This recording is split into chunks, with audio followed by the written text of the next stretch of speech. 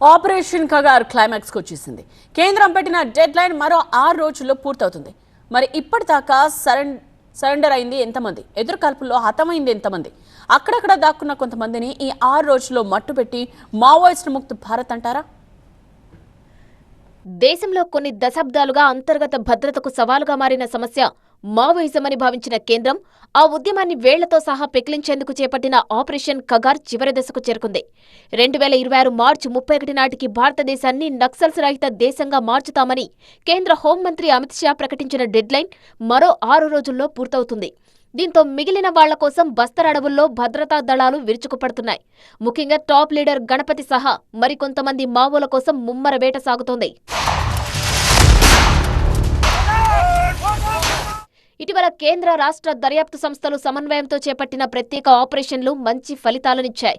అన్ని రాష్ట్రాలతో పోలిస్తే తెలంగాణలోనే అత్యధికంగా మావోయిస్టులు లొంగిపోయారు.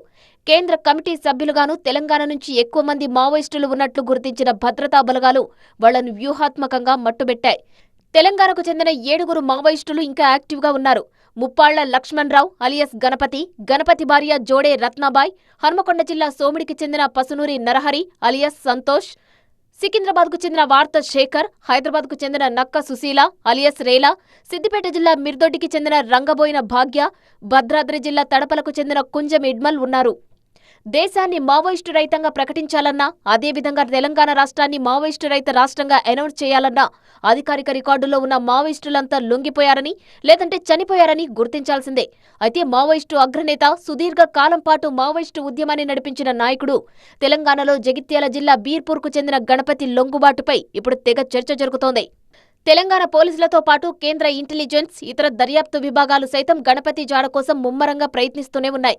అయితే ఇటీవల లొంగిపోయిన దేవ్జీ, రాజిరెడ్డి సహా కేంద్ర కమిటీ సభ్యుల స్థాయిలో పనిచేసిన వారు కూడా తమకు గణపతి జాడ తెలియదని చెబుతుండటంతో గణపతి లొంగుబాటు సాధ్యమా లేదా అన్నది ప్రశ్నార్థకరంగా మారింది.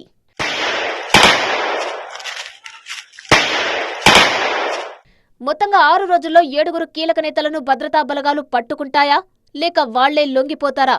ఒకవేళ ఈ 2 జరగకపోతే పరిస్థితి ఏంటి? కేంద్రం ఏం చేయబోతుంది అన్న విషయాలు చర్చనీయాంశంగా మారాయి.